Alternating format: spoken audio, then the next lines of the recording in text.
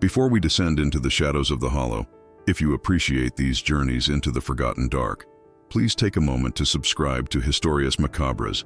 It ensures the whispers of the past continue to be heard. In 1913, the Missouri Ozarks were not a place of tourism. They were a fortress of limestone, flint, and hickory.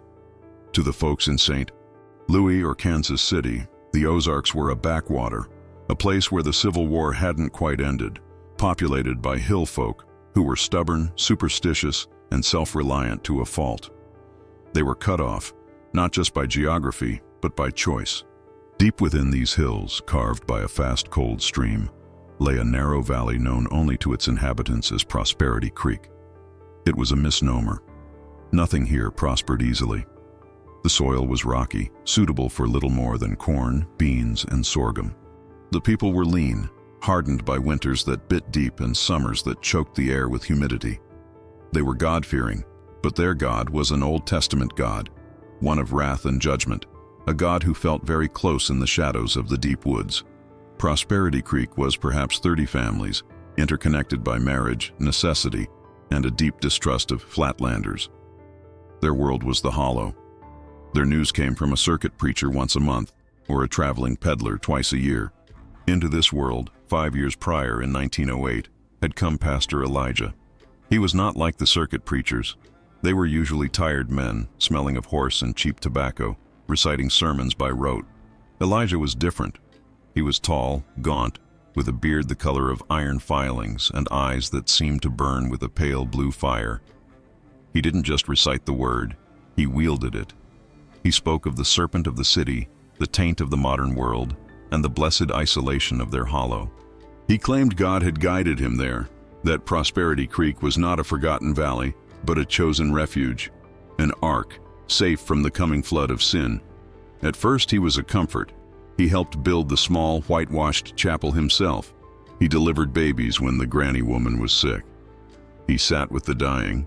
The people of the hollow, starved for spiritual leadership, embraced him. Among the congregation was young Caleb. In 1913, Caleb was 19.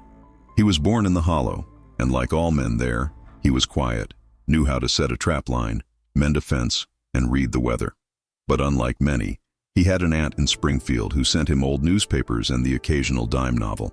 He knew there was a world beyond the ridge, a world of electric lights, motor cars, and ideas that didn't just come from the pulpit. He respected Elijah, but he did not fear him. Not yet. He had a sister, Eliza, who was 16. She was the heart of their small family, bright and kind, and she hung on the pastor's every word. The change in Pastor Elijah was slow, like a creeping sickness.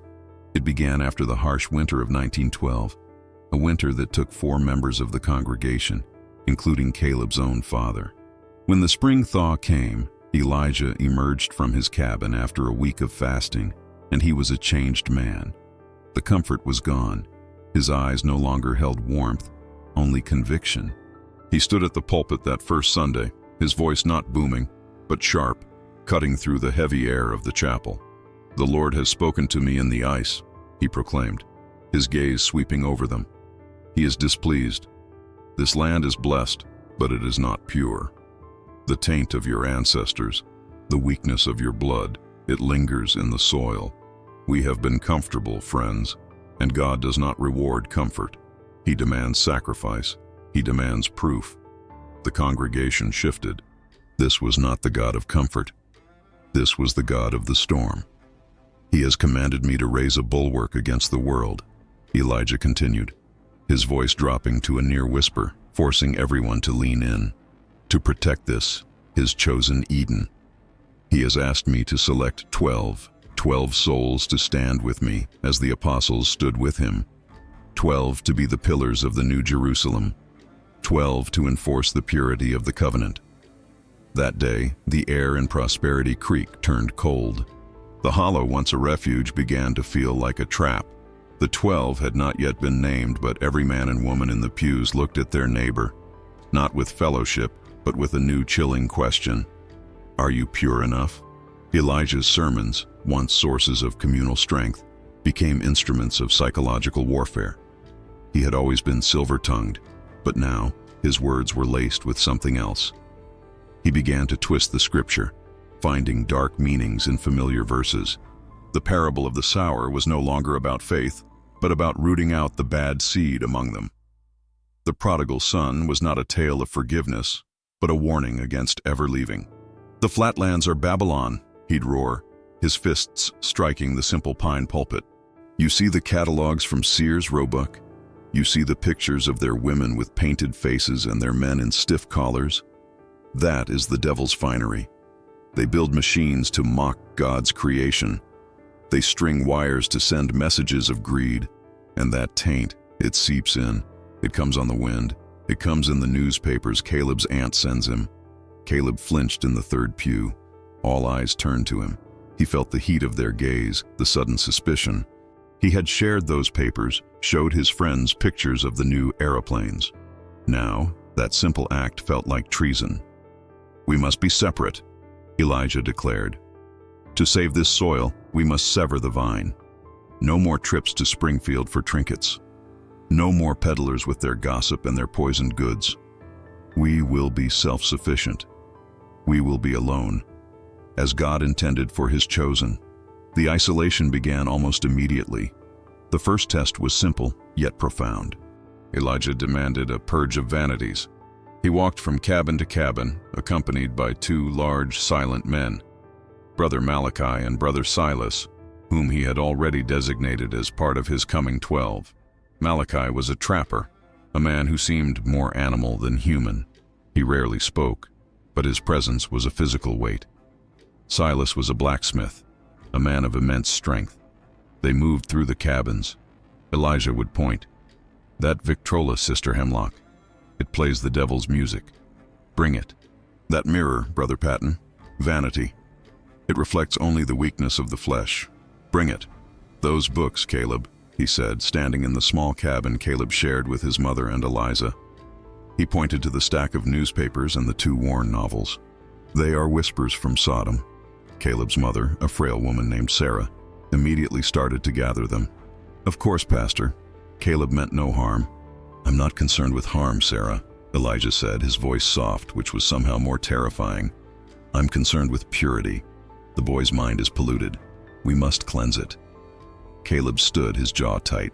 "It's just stories, Pastor. News from the outside." Elijah stepped so close, Caleb could smell the scent of wood smoke and something metallic, like old pennies on his breath. "The only story you need is in this book," he said, tapping the black, leather-bound Bible he always carried. "The only news you need is that which I deliver. Is that clear, son?" Caleb looked at Malachi, who was watching him with dead, patient eyes. He looked at his mother, trembling. He looked at Eliza, who looked at Elijah with pure, trusting adoration. "Yes, Pastor," Caleb muttered. That night, the congregation gathered in the clearing by the chapel. Elijah had them pile the goods high, the mirrors, the books, the fiddles, the colorful dresses, the family portraits. "This," Elijah preached, "is the first chain we break, the chain to the world that burns." He then took a torch and set the pile ablaze. The congregation watched. Some wept quietly for their small, worldly treasures. But as the fire roared, Elijah began to sing a hymn, and his voice was so powerful, so hypnotic, that they joined in. They sang as their memories turned to ash. They sang, and they felt a strange, thrilling release. They were separate. They were special. They were pure. Caleb did not sing. He watched the fire reflect in Elijah's pale eyes, and he saw not religious fervor, but a chilling, possessive hunger. He felt the hollow shrink, the trees closing in, the ridges on either side becoming the walls of a prison. The anointing of the 12 took place a week later, on a Sunday heavy with the threat of a storm. The air in the chapel was thick and smelled of ozone. Elijah did not stand at the pulpit. He stood in the center aisle. "The pillars must be chosen," he announced, "not by me, but by the Lord, who has whispered their names to me in the night." He walked through the pews. The congregation held its breath. This was a new power. To be chosen was to be elevated, to be safe. To be overlooked was to remain suspect. "Brother Malachi." Malachi, the trapper, stood. He nodded once, his face impassive. Elijah placed his hands on his shoulders. "You shall be my right hand." the rod and the staff. You will keep the covenant, and you will discipline those who stray. Sister Agnes. Agnes was the town's midwife, a woman in her 50s, barren and bitter, who had lost her husband in a logging accident years ago. She was severe, but she was also the one who knew everyone's secrets. She rose, her black dress seeming to absorb the light. You shall be the den mother. You will watch the women and the children. You will ensure their thoughts are pure, their hands are busy, and their hearts are obedient. You will be the judge of the home. He continued. He chose Brother Silas, the blacksmith, the fist of the covenant, who would reforge the weak. He chose the widow Patton, a gossip, the ears of the covenant, to listen for the serpent's whisper. He chose 10 more, men and women, each selected not for their holiness, an observer might note, but for their loyalty to him, or for their capacity for cruelty, or for their deep-seated fear. These 12 were brought to the front. They stood facing the congregation, a wall of stern, newly empowered faces. Caleb looked at them. They were his neighbors. He'd hunted with Silas. He'd known Agnes all his life. But in that moment, they were strangers.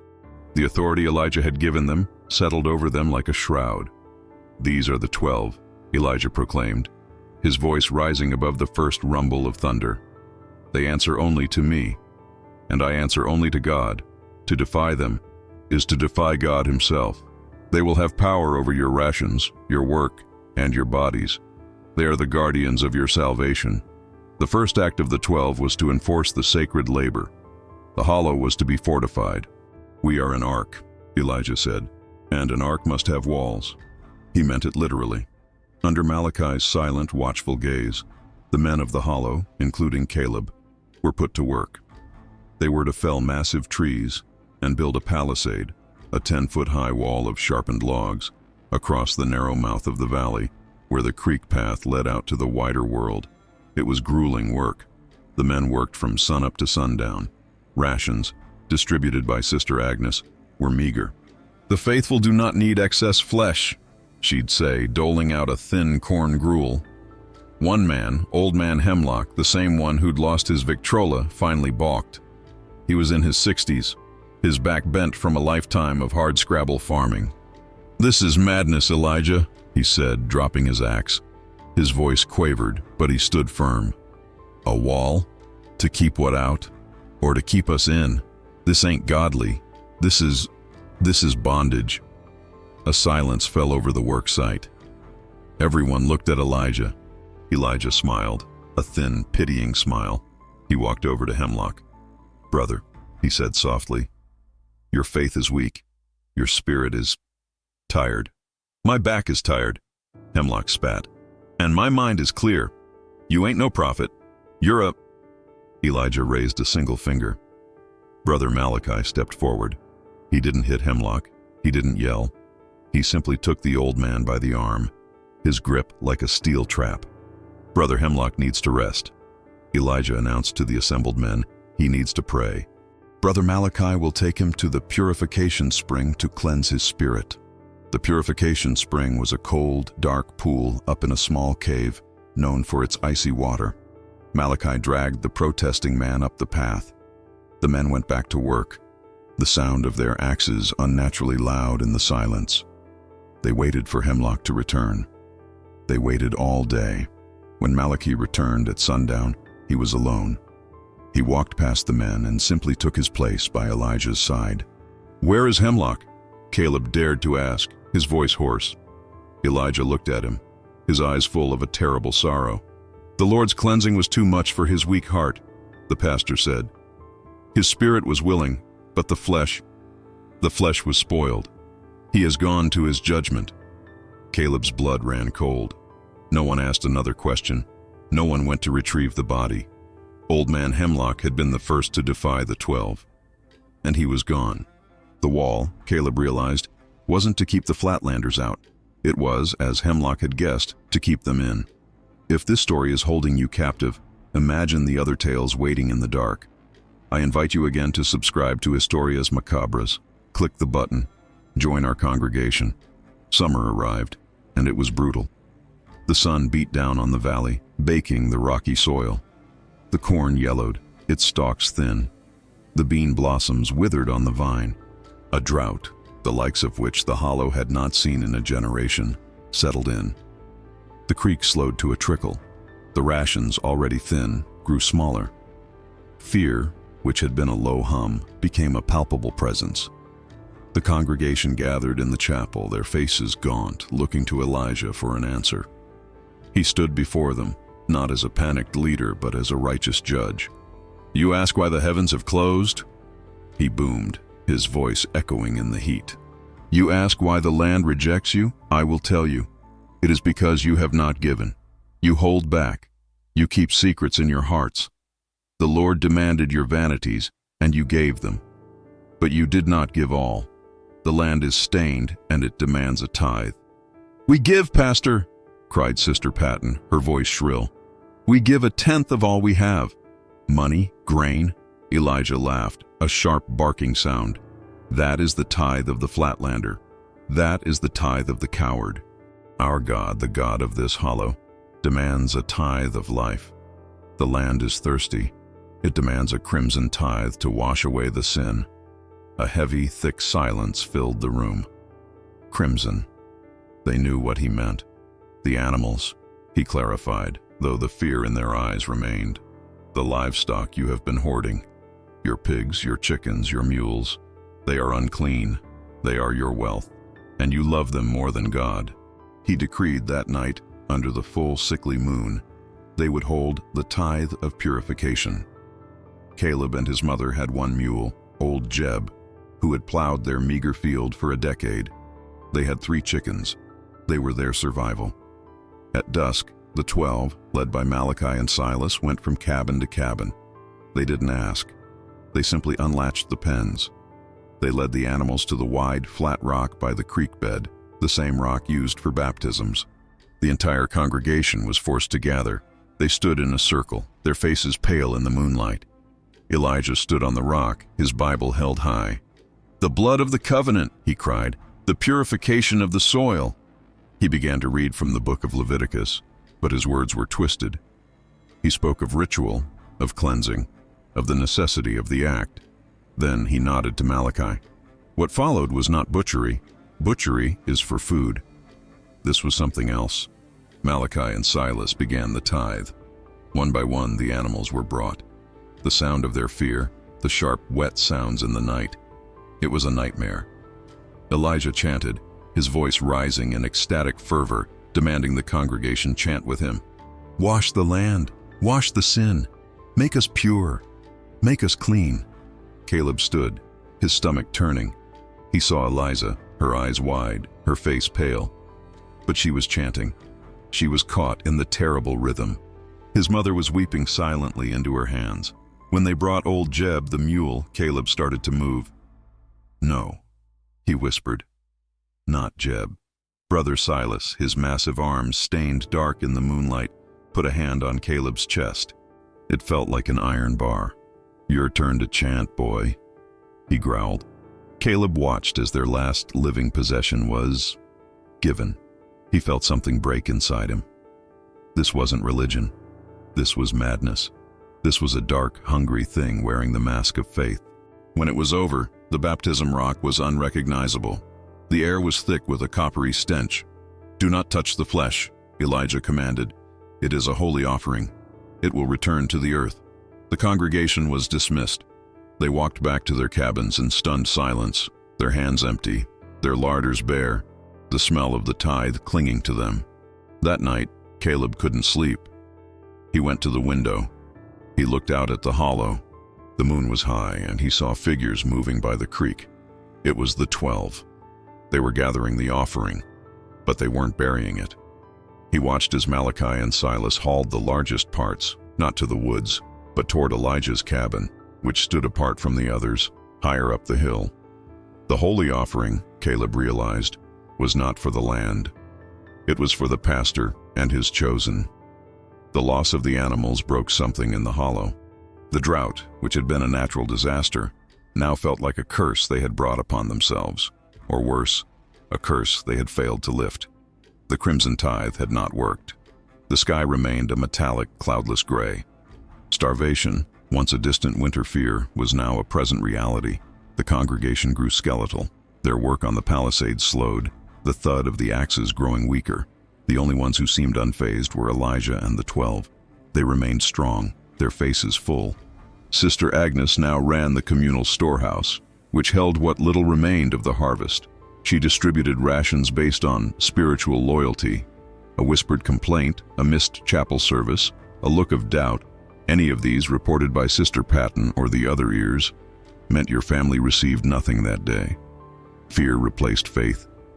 Neighbors no longer spoke, lest their words be twisted and reported.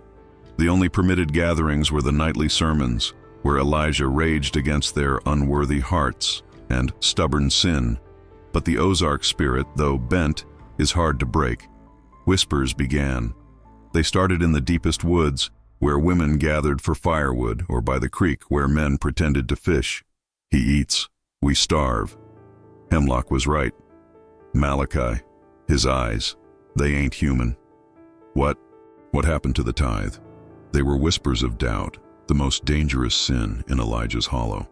And the 12 were listening. David and Martha Sawyer, a young couple with a new baby, were the first to be caught. Sister Patton overheard Martha weeping to her mother, saying she feared the pastor was led by a dark spirit and that her baby was wasting away.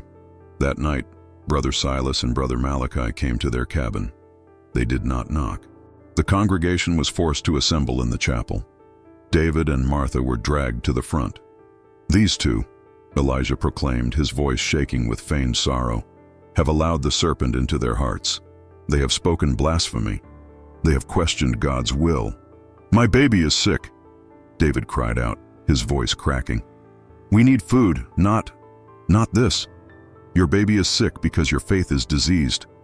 Sister Agnes hissed from her pew. Elijah raised his hand for silence. They must be cleansed. The covenant demands it. But the Lord is merciful. He offers a chance for repentance. He called it the test of correction. David and Martha were separated. David was given to Silas, Martha to Agnes. For 3 days they were held in the small, dark root cellars beneath the chapel. The congregation could hear their cries.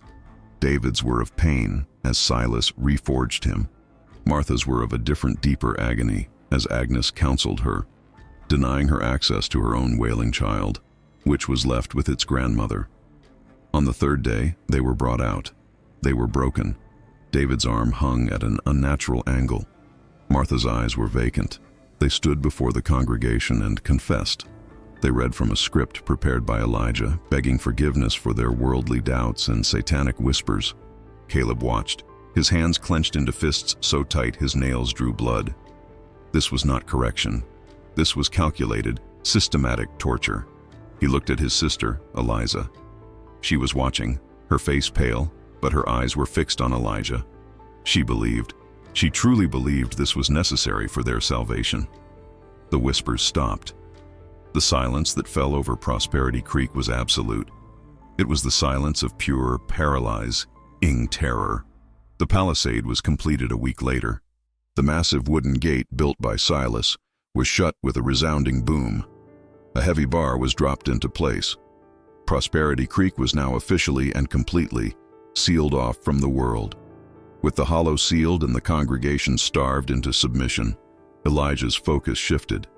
His sermons became strange, veiled in obscure apocalyptic scripture.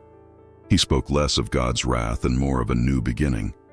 The world outside is dying, he preached, his eyes feverish.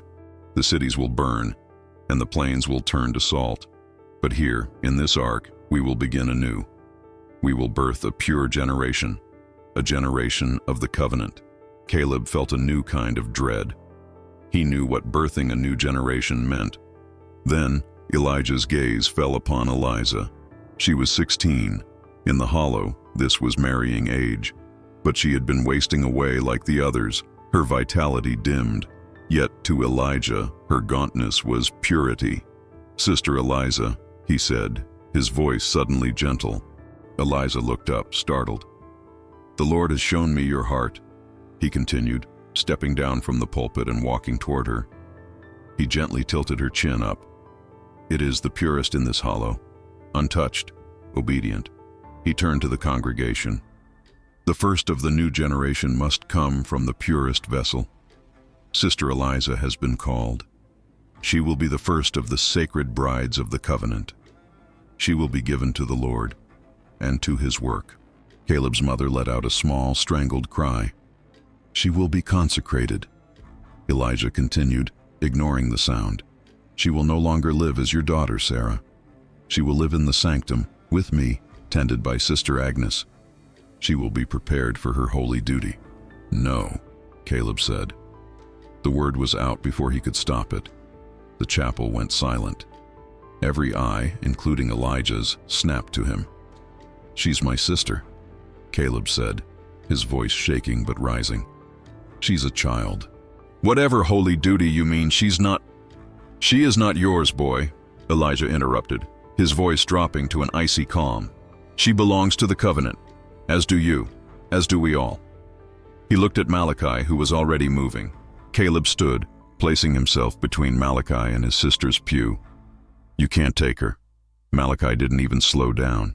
He struck Caleb, not with a fist, but with an open-handed blow to the chest that felt like being hit by a slab of rock. Caleb flew backward, crashing into a pew, the wind knocked out of him. As he gasped for air, he watched Sister Agnes move to Eliza. Come, child. It is a great honor. Eliza looked at Caleb, struggling on the floor. She looked at her weeping mother. Then she looked at Elijah, who was smiling at her, his eyes full of promise. I'll go, Eliza whispered, her voice trembling. If it is God's will. It is, Elijah assured her. Caleb watched, helpless, as Sister Agnes led his sister, his only sister, up the aisle. Malachi stood over him, waiting for him to move again. Caleb could do nothing. They took Eliza from the chapel. They took her up the hill to Elijah's cabin, the sanctum. When Caleb finally staggered home, his mother was rocking in her chair, her face buried in her hands, making a low, keening sound. The cabin was deathly quiet. Caleb was now truly alone. They had taken his possessions. They had taken his mule. They had taken his food. And now they had taken his sister. The drought did not break. The heat intensified. The air grew smoky as fires started to burn in the distant hills. The world, it seemed, was indeed ending. Elijah's fervor grew with the heat. The meager rations were not enough to sustain the congregation. Weakness led to apathy. People began to skip the nightly sermons, too exhausted to make the walk. This Elijah could not abide. His power lay in their constant, focused attention. He announced the ritual of the cleansing fire. The flesh is weak, he bellowed. Your spirits are drowsy. You have allowed the taint to settle back in. Tonight, we will burn it out. We will remind the flesh who is master. In the center of the clearing, the 12 built a massive bonfire. The congregation was forced to circle it. The heat was immense, a physical blow. We will confess, Elijah cried. The fire demands the truth. It demands we purge the weakness. He pointed to a man, Brother Thomas. You slept through the morning prayer. I was weak, Pastor. No food. Excuses, Elijah roared. You dishonored God. Brother Malachi, help him feel the heat of the Lord's displeasure. Malachi and Silas grabbed the man. They dragged him close to the fire. Not into it, but close enough that his homespun shirt began to smoke. Close enough that his beard singed. He screamed, a high, thin sound. Confess your laziness, Elijah demanded. I confess, the man shrieked. I confess. They released him. He collapsed, sobbing, beating at the embers on his clothes. One by one, they were brought forward. For the smallest infractions, for a missed hymn, for a sad expression. Sister Patton, the ears, had been busy. Each person was cleansed.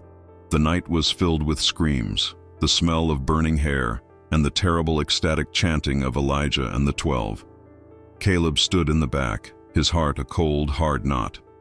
He had not seen Eliza in weeks. He saw Agnes sometimes walking from the sanctum to the storehouse, and she looked different. Her already severe face was now flush, her eyes bright. Whatever was happening up on that hill, it was not prayer. Caleb's turn came. The boy, Elijah said, pointing. The one with the Flatlander's heart. Malachi and Silas turned to him. Caleb knew he couldn't fight. He could only endure. They dragged him forward. "You still doubt, don't you, boy?" Elijah whispered, his face illuminated by the flames.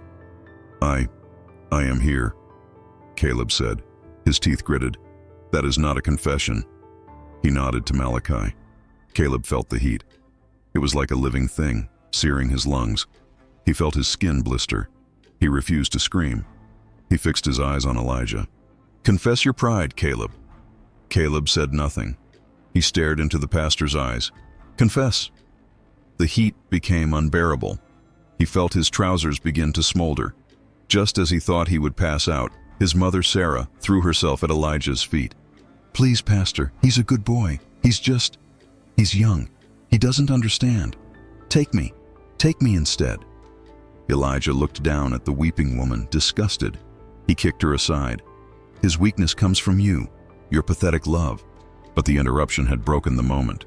He signaled to Malachi. "He is not worth the effort. His soul is already lost. Let him go." Caleb was thrown to the dirt. He lay gasping, his body screaming in agony. His mother crawled to him, trying to shield him. "Let this be the lesson," Elijah called out to the terrified assembly. "The fire will cleanse all. Some are cleansed by it. Others," he gestured to Caleb, "are simply consumed. Choose your path." Caleb was badly burned. His legs were a mass of raw, weeping sores. His mother, using the last of their knowledge, applied poultices of jewelweed and mud, but infection was a constant threat. He was bedridden, drifting in and out of a fevered haze. He was, in effect, a non-person. He could not work. He could not attend sermons. And as such, he and his mother were cut off from all rations. They survived on what his mother could forage: bitter roots, insects, the inner bark of a slippery elm. She was wasting away before his eyes, giving him the majority of what she found. "You must eat, Mother," he'd whisper. "Hush, child. Get strong and get us out." The fire, Caleb realized, had burned something away in his mother.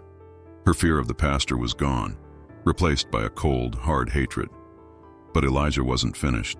The cleansing fire had purged the weak. Now he needed to brand the faithful. He announced the mark of the covenant. "The Lord marked Cain to be shunned," he preached one night, his voice carrying on the still air to Caleb's window. "So too must the faithful be marked, so the Lord knows his own. We will bear the sign of this holy place." He had Silas the blacksmith heat a simple iron. It was bent into the shape of a C, not for Christ, but for congregation. One by one, the congregation was forced to accept the mark. It was a test of ultimate loyalty. To take the brand on the inside of the wrist was to declare yourself, body and soul, as a member of Elijah's flock.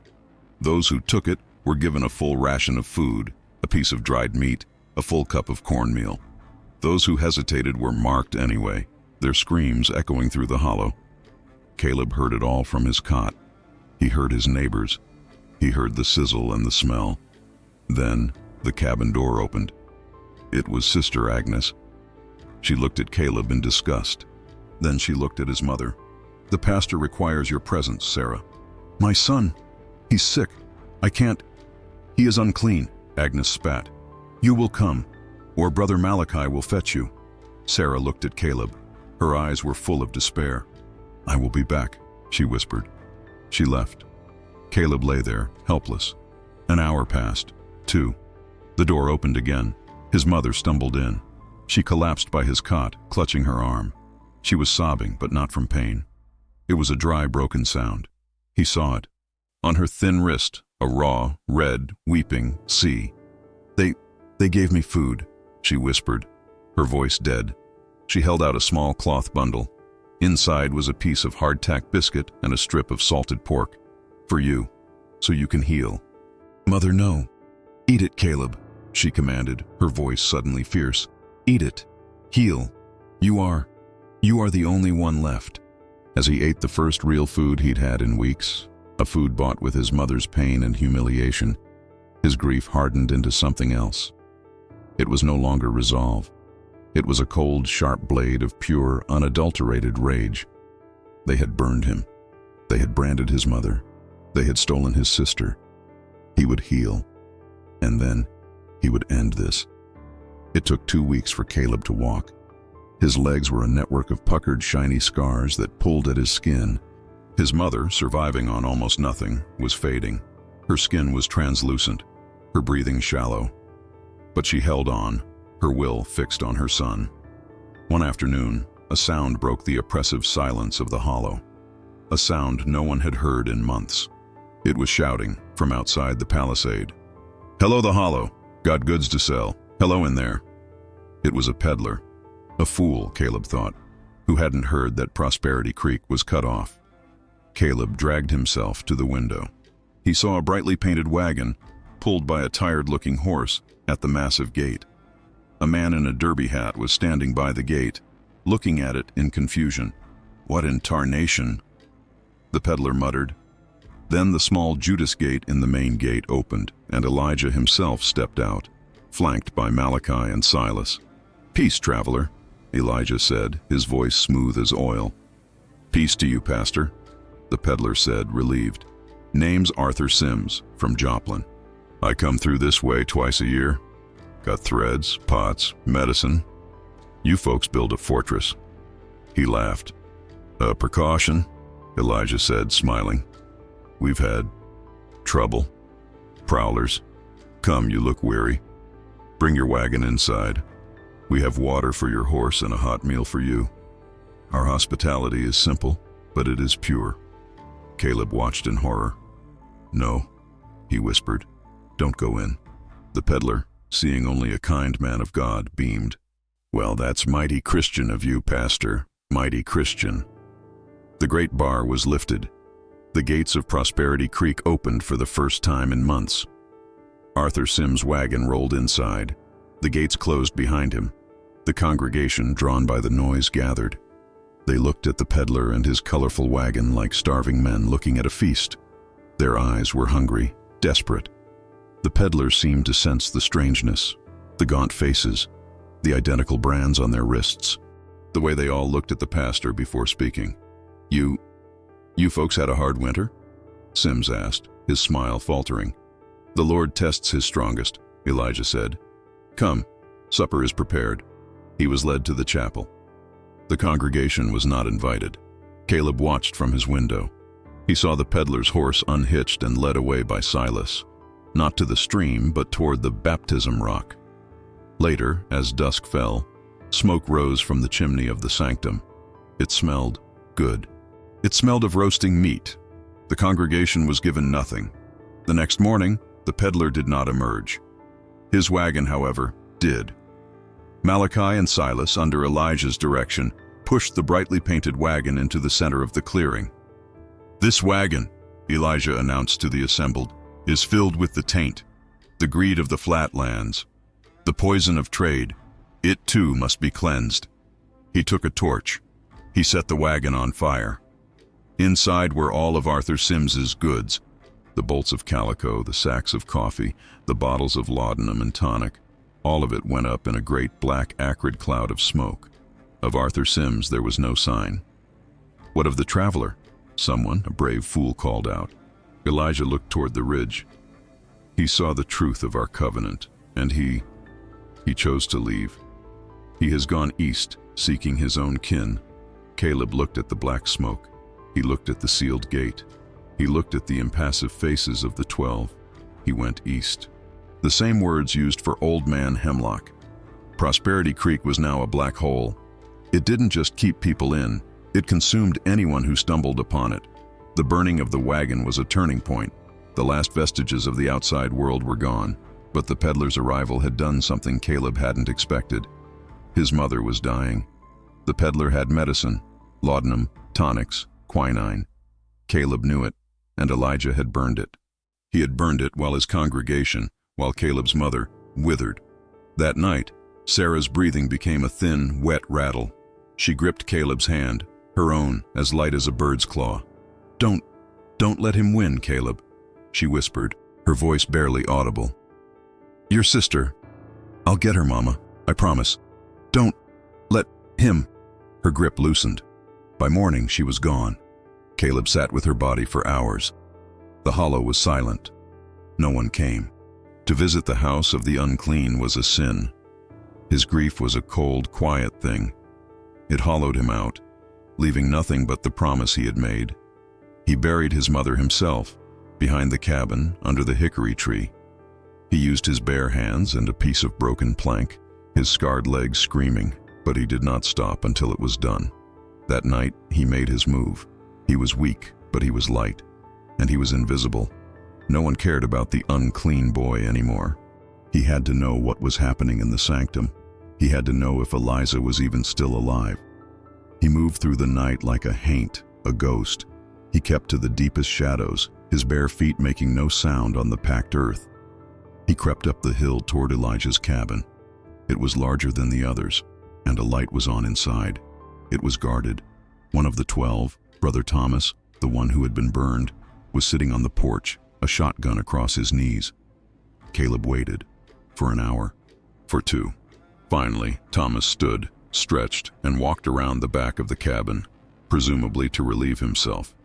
Caleb moved. He didn't try the door. He went to the side, to the small window. It was shuttered, but he could hear voices. He pressed his ear to the wood.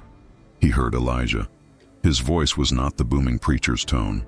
It was soft, conversational, and the great purification cannot be complete until the vessel is prepared. He heard Sister Agnes. "She is strong, Pastor. She resists, but she is strong. She will be ready by the storm." "The storm? A great one is brewing.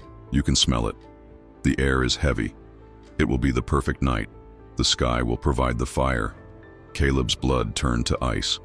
Vessel, storm, purification. He moved from the window, finding a small gap in the chinking, the clay and straw insulation between the logs.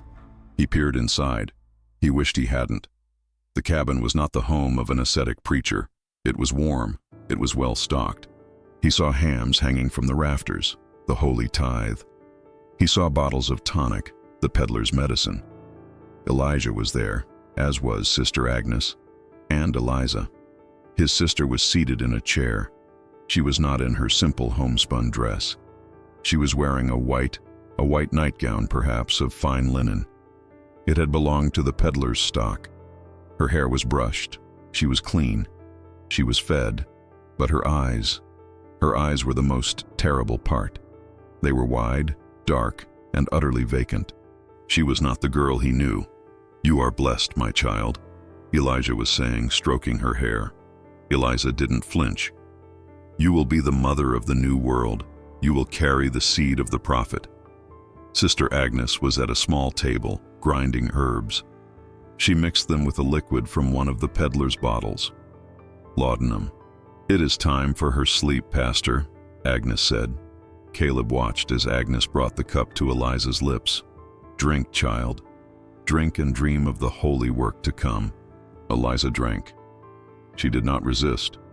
Caleb stumbled back from the wall, his hand over his mouth to stifle his cry. They were drugging her. They were poisoning her mind, preparing her. For him, he knew what he had to do. He couldn't fight the 12. He couldn't fight Elijah. He couldn't save the hollow. He could only save her, and he had to do it before the storm. He looked up. The sky to the west was a dark, bruised purple. The storm was coming, and it was coming fast. Caleb didn't run back to his cabin. He ran to the woods. He needed a weapon, not a gun. The 12 had collected all of those. He needed a distraction. He thought about the cleansing fire. He thought about the peddler's wagon. Fire. Fire was the only thing Elijah feared, the only thing he respected. It was his own tool. Caleb went to the storehouse. It was the largest building besides the chapel, and it held the real wealth of the hollow, the grain and dried meat the 12 hoarded for themselves. It was the center of their power. It was guarded, but by only one man, the aging Brother Patton. Caleb found what he needed, a small tin of kerosene for the store's lamp. He crept around the back, prying at the dry, warped boards of the wall. He was weak, but his rage gave him a desperate, wiry strength. He managed to pull one board loose, creating a gap. He could smell the cornmeal inside. He heard the first crack of thunder in the distance. The wind was picking up, moaning through the pines. The storm was close. He crept back up the hill, hiding the kerosene tin under his shirt. He returned to his observation spot near the sanctum. He waited. He needed the 12 to be gathered. He needed them all in one place. As the wind began to howl, Elijah's voice rose, calling the congregation. "To the chapel! The storm is the Lord's voice. He comes. The purification is at hand. To the chapel, all!"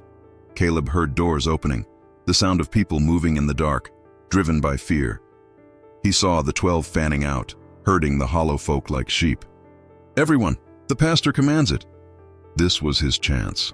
The guards were leaving their posts, their attention on the congregation. Caleb moved to the sanctum. He heard Malachi's voice from inside. "We will bring her to the chapel at the peak of the storm.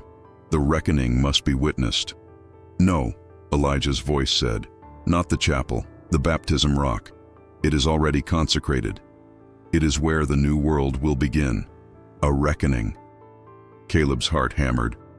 He didn't know what it meant, but he knew it was the end for Elijah. He saw Malachi and Silas emerge from the cabin, heading down toward the creek.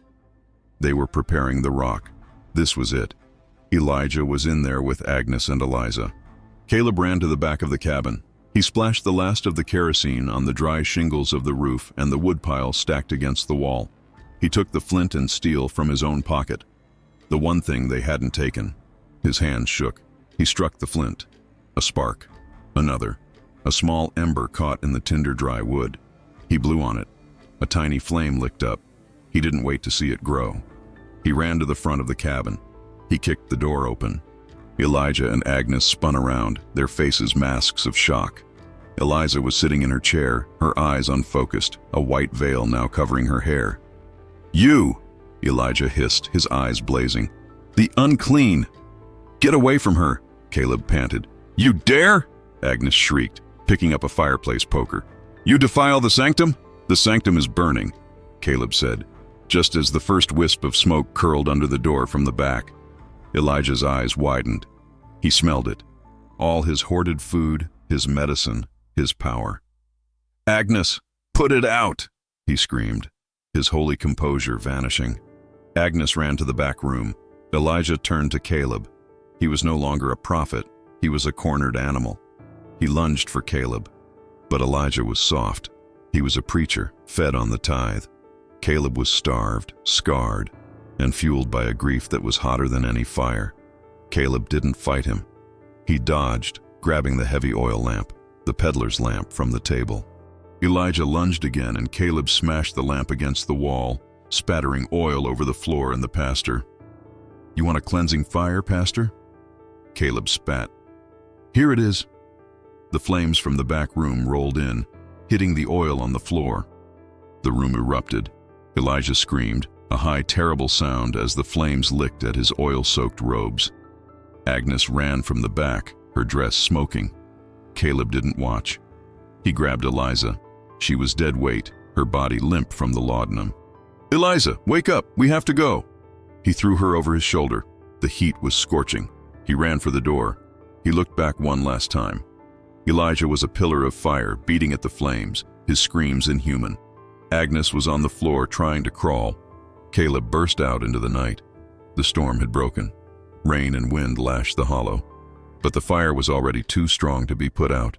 The sanctum was an inferno. Caleb ran. He half-carried, half-dragged his sister down the hill, away from the burning cabin. The wind fanned the flames, sending sparks raining down on the dry valley. The congregation, gathered by the chapel, saw the inferno on the hill. Their holy sanctum was being consumed. They cried out, a mixture of terror and confusion. Then, emerging from the flames, came the prophet.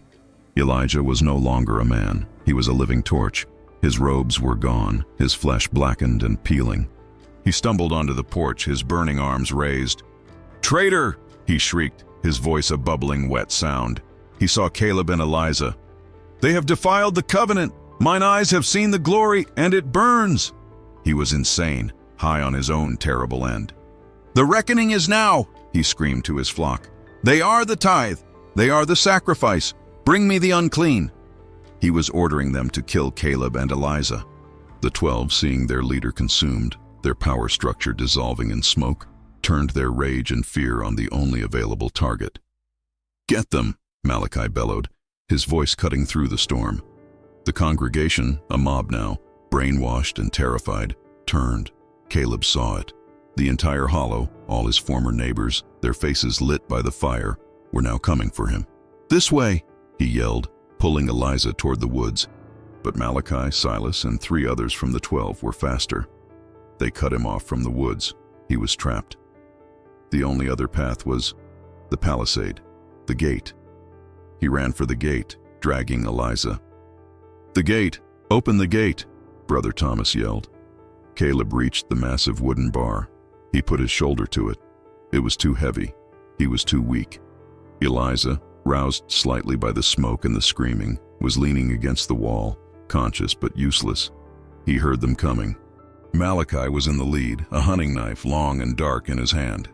"It's over, boy," Malachi growled, his face lit by the burning sanctum. "You'll join your mother."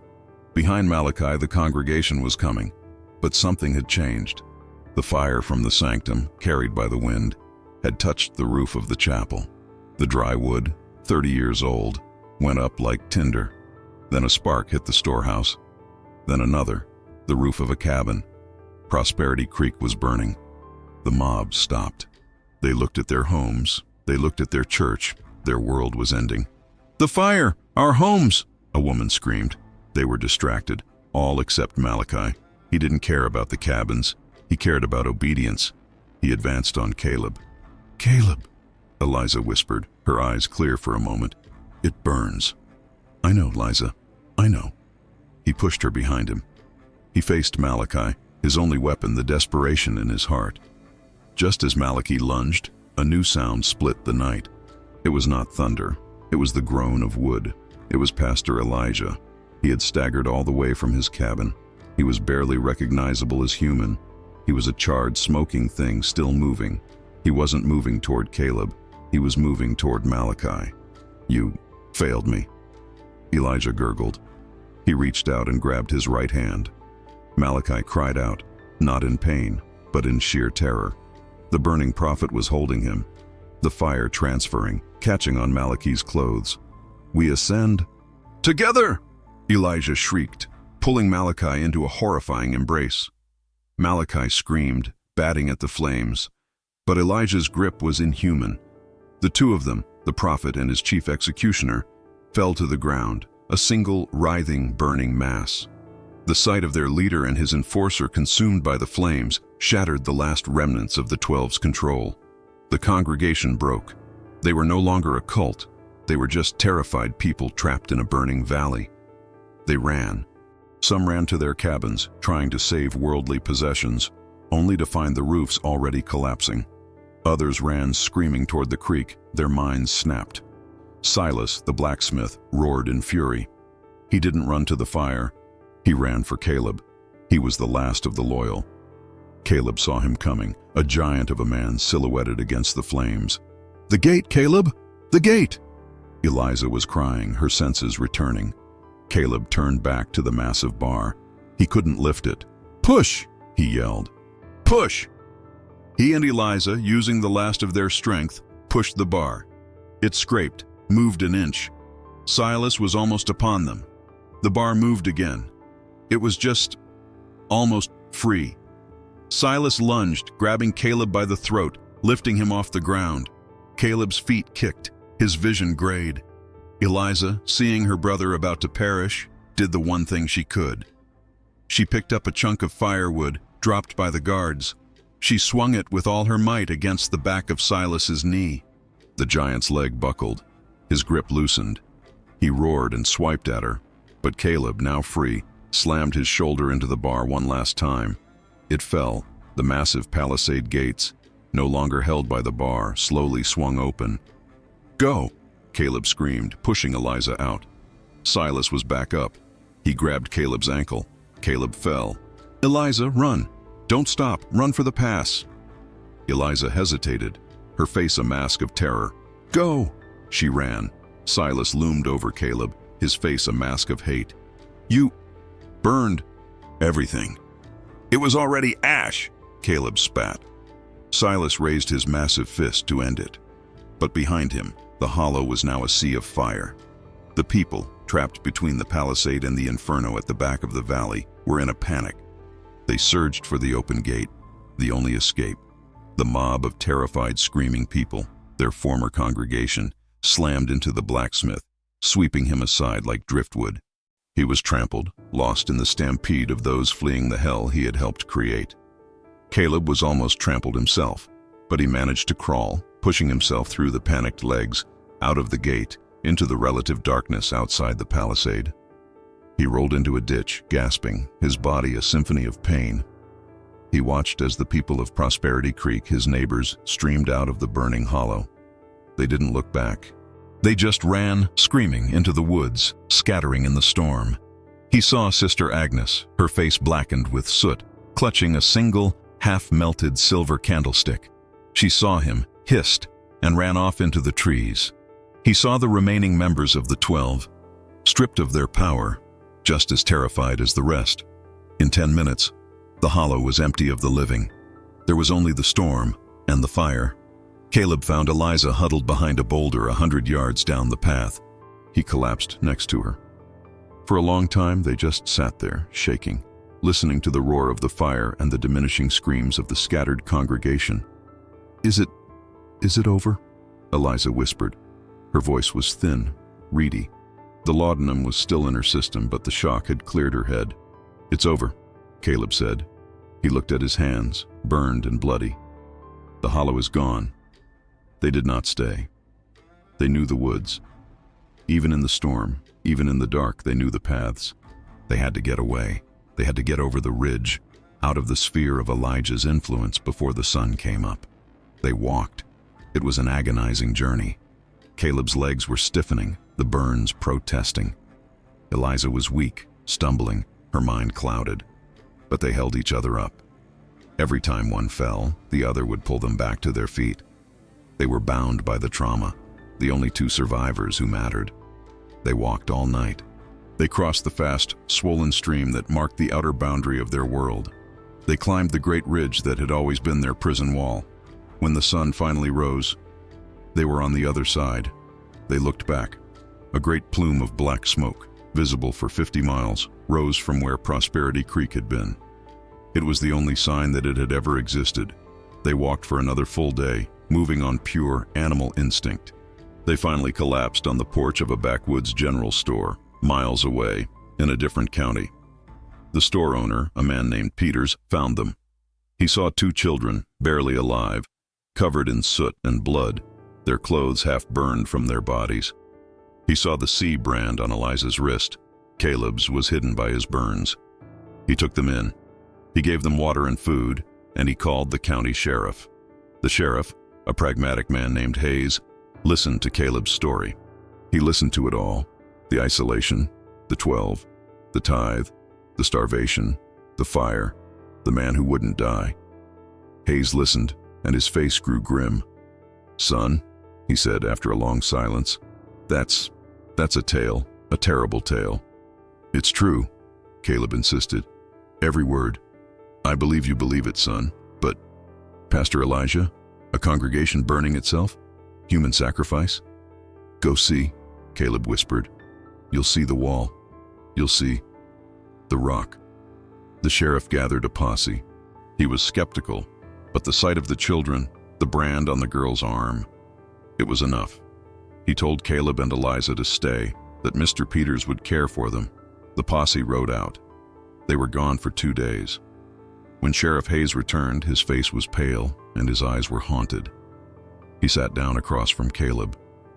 "We found it," he said, his voice low. "Or what's left. You found them?"